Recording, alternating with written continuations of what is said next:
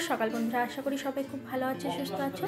আমিও খুব ভালো আছি। আমার আরেকটা নতুন ব্লগে তোমাদের অনেক অনেক স্বাগত জানাই। সকাল সকাল তো যে পাপা বাজারে গিয়েছিল, বাজার করে নিয়ে এসে দিয়েছে। এবার সেই বাজারগুলো যদি আমি ভালো করে দেখে শুনে না নিই, তারপরে যদি আমি বলি যে এটা আনতে বলেছিলাম এনেছো, ওটা আনতে বলেছিলাম এনেছো, তখন আমাকে খানিকটা কথা শুনিয়ে দেবে যে আগে ব্যাগটা ভালো করে দেখেছো, সব দেখে শুনে নাও যে কোন কোন জিনিস নিয়ে এসেছি কিনা, তারপরে বলো যে এটা এনেছো ওটা এনেছো। তো চলো আজকে সবজিগুলো ভালো করে গুছিয়ে দেবো। তো ভাবলাম যে সবজিগুলো রাখি, তারপরে দেখি সবজির স্ট্যান্ডটা প্রচণ্ড নোংরা হয়ে গেছে, যেহেতু রান্নাঘরে রাখা হয় তো, আর প্রচণ্ড তেল কাজটাতে নোংরাও হয়ে গেছে। তার মধ্যে ঝুড়িতে পেঁয়াজ রসুনের খোসা দিয়ে পেঁয়াজ রসুন খোসা দিয়ে ভরে আছে, আর নোংরাও লাগছে দেখতে।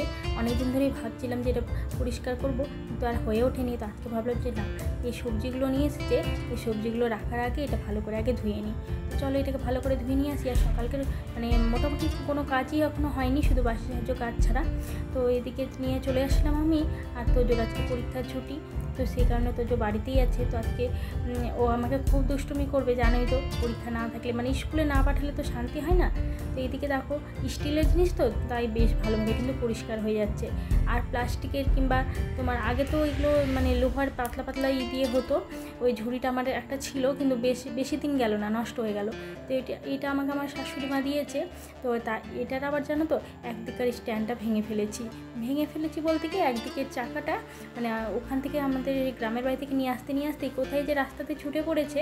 তো সেটার জন্য একদিকটা ঢেলে পরে তোমরা দেখতেই পেলে যে একদিকের চাকাটা নেই। পরে দিকে ধোয়া হয়ে গেছে, এটাকে একটু রোদে রেখে দিই, তাহলে যে শুকিয়েও যাবে, জলটাও ঝরে আসবে। কি সুন্দর লাগছে না দেখতে। তো এইদিকে আবার জানো তো, আজকে ভাবলাম যে ফ্যানটাও পরিষ্কার করি। অনেক দিন ধরেই ফ্যানটার দেখি স্পিডটা না কমে যাচ্ছে। কোনো কিছুকে জানো ভালো করে তুমি যদি সেটার যত্ন না নাও, সেটাও কিন্তু ভালো সার্ভিস দেবে না। তো সেই কারণে ভাবলাম যে ফ্যানটা আজকে পরিষ্কার করবো।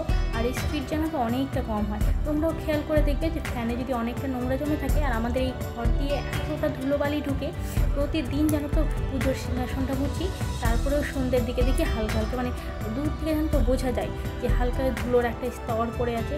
জানি না কেন এই জানলা দিয়ে এতটা নোংরা ঢোকে। এই ঘরে যত সমস্ত জিনিসপত্র আছে না, সব কিছুর ওপরেই দু একদিন যদি পরিষ্কার না করা হয়, হাত দিয়ে দেখলে একটা মোটা ধুলোর একটা স্তর পড়ে যায়। তো চলো জানলাটা লাগিয়ে দিলাম, কারণ প্রচণ্ড রোদের তাপ ঢুকছে, তো সেই কারণে, আর ধুলোবালিও ঢুকছে, তো সেই কারণে জানলাটা লাগিয়ে দিলাম।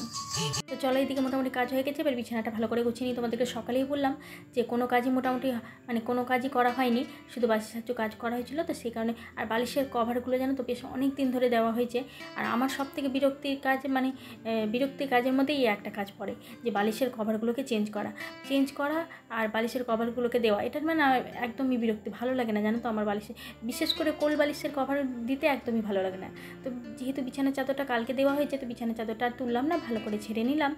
আর এদিকে বিছানার চাদর যদি আমার টান করে না হয়, একদমই ভালো লাগে না। তো চারিদিকে ভালো করে বিছানার চাদরগুলোকে মুড়িয়ে দিতে হবে। তো চল এদিকে বিছানা গোছানো হয়ে গেছে। আর ওইদিকে ঝুড়িটা বেশ অনেকক্ষণ রোদে আছে। এইবার ঝুড়িটা যেহেতু স্টিলের আছে, তো তেতে একদম গরম হয়ে যাবে। তো ভাবলাম যে তাড়াতাড়ি নিয়ে চলে আসি।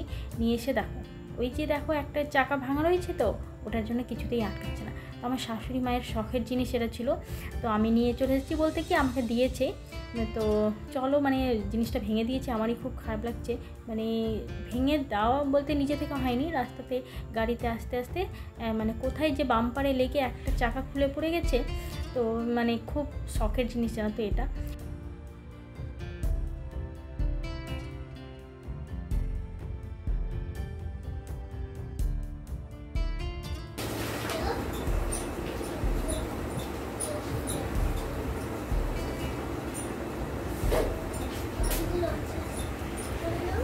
সবজির স্ট্যান্ডটা ভালো করে সবজি গুছিয়ে নিয়ে বাইরে রেখে দিয়েছি। রান্না হয়ে গেলে তারপরে রান্নাঘরে নিয়ে চলে আসবো, রান্নাঘরটা মুছে নিয়ে রান্নাঘরে নিয়ে চলে আসবো। আজকের রান্না হচ্ছে ঝিঙে আলু আর ডাঁটা দিয়ে তরকারি। এই তরকারিটাই এই গরম পড়াতে এই প্রথম খাচ্ছি। ঝিঙের তরকারি তো খুব খুব সুন্দর লাগে আমাকে খেতে। তো পটল আলু আর ডাঁটা দিয়ে তরকারি, আর ঝিঙে ডাঁটা আর আলু দিয়ে তরকারি, এই দুটো তরকারি আমাকে খুব ভালো লাগে। এইদিকে তোজোর মামি ওকে পেয়ারা দিয়ে গেছিলো, ভাবলাম যে ছেলেটাকে কেটে দিই, ওই থাকলে জানো তো ওই পরেই থেকে যাবে, আর ও চেয়ে নিবে না। তো সেই কারণে ভাবলাম যে ওকে একটু কেটে কেটে দিই, সেখান থেকে আমারও একটু কিছু খাওয়া হয়ে যাবে। আর তোজোর পাপা কালকে তরমুজ নিয়ে এসেছিলো, তো সেই তরমুজটা যেন একটু বেশি পেকে গেছে, দেখো কেমন যেন, সেই কারণে তাড়াতাড়ি করে তরমুজগুলোকে খেয়ে শেষ করতে হবে। এদিকে জানো তো কী হয়, এই ফল বলো যাই বলো এগুলো আমাদেরই বেশি খাওয়া হয়। তোজোর পাপা যেহেতু বাড়িতে থাকে না, আসে রাতে, আর রাতে তো এই ফলগুলো দেওয়া হয় না, তো আমার আর তোজোরই বেশি খাওয়া হয়। আর কোনো কোনো সময় যদি দিনের বেলা চলে আসে তাহলে দেওয়া হয়, আর না হলে তো ওর জন্য রাখতে রাখতে নষ্ট হয়ে যায়। তো চলো এদিকে আমাদের দুজনের জন্য সবজি ফলগুলোকে কেটে নিলাম, আর এদিকে ডাল ফোড়ন দিতে হবে, কারণ তরকারি হয়ে গেছে। আর এদিকে আম দিয়ে দেখো ডাল করে নিলাম, একটু পাতলা করেই করেছি জানো তো, কারণ টক ডাল জানো তো বেশি ঘন ভালো লাগে না, সেই কারণে আম দিয়ে পাতলা করে ডাল করে নিচ্ছি। এই ডালটা তো আমার তোজোর খুব পছন্দ, আর এই ডালটা খেতেও খুব সুন্দর লাগে, একটু টকটক ভাব হয়। তো আমাদের বাড়িতে তোজোর পাপা থেকে শুরু করে তোজো আমি সবাই কিন্তু টক ডাল খেতে খুব ভালোবাসি, তাই বলে আমরা দিয়ে নয়, কারণ আমরা দিয়ে না অতিরিক্ত টক হয়ে যায়, তো আমরা দিয়ে না ওই টমেটো তারপরে আম দিয়ে। তো চলো ডালটা এদিকে হয়ে গেছে, আর আমার কিছুটা বাসন ছিল সেই বাসনগুলো মেজে নিয়েছি, আর রান্নাঘরটা পরিষ্কার করে নিলেই আজকের মোটামুটি কাজ কমপ্লিট হয়ে যাবে। এই যে দেখো ডাল ঢালা হয়ে গেছে, আর কিছুটা বাসন ওই যে মেজে রেখেছি। তো চলো ডালটাকে নিচে নামিয়ে দিই।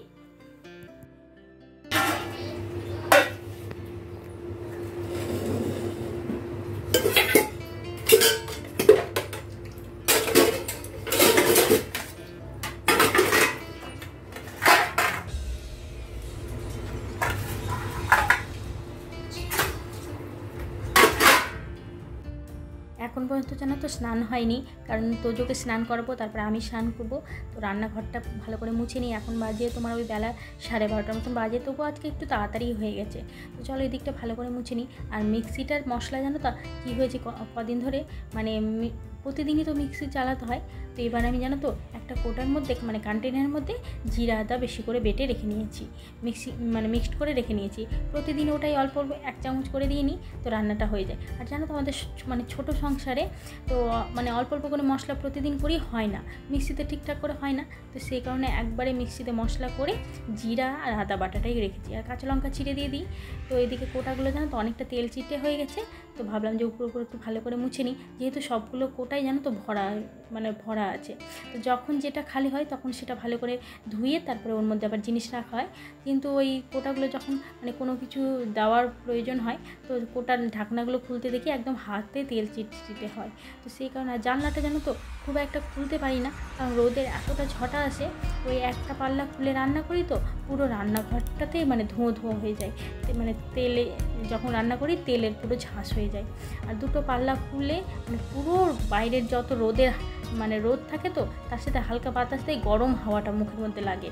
তো সেই কারণে জানলাটা মানে বন্ধ বলে হালকা মানে খুলে রেখে রান্নাটা করতে হয়।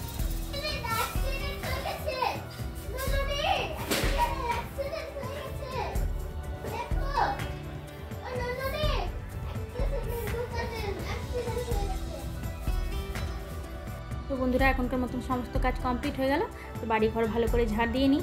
আজকে আর ঘরগুলো মোছা হয়নি জানো তো, ডাইনিংটা সকালেই মুছে নিয়েছিলাম, যখন বাসি সাজো কাজ করার সময় ডাইনিংটা মুছে নিয়েছিলাম। আর এই ঘরগুলো যে কতবার ঝাড় দিতে হয়, তো ফাইনাল এখন একবার ঝাড় দিয়ে নেবো আবার বিকেলের দিকে।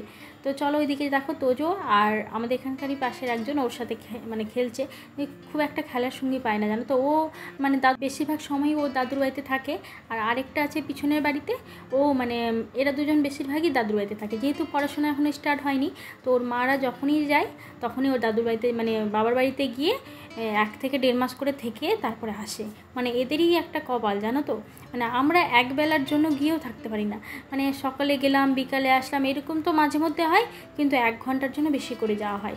আর ওরা মানে কপাল করে এসেছে যে বাবার বাড়ি গেলে আবার খুব একটা দূরেও না জানো তো, মানে খুব যে দূরে যেয়ে থেকে গেলাম সেরকম না, কাছেই, কিন্তু যে মানে যখনই যাই বাবার বাড়ি তখনই 1 মাস করে থেকে তারপরে আসে। তো ওই যে দেখো আবার এসেছে, তো ওর সাথেই খেলা করছে।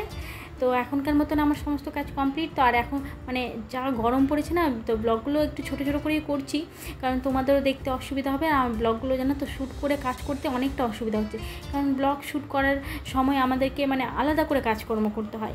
আর বিন্দাস যখন বাড়িতে থাকি তখন মানে ভিডিও ছাড়া যখন বাড়িতে থাকি তখন কাজগুলো আলাদাভাবে করতে হয়।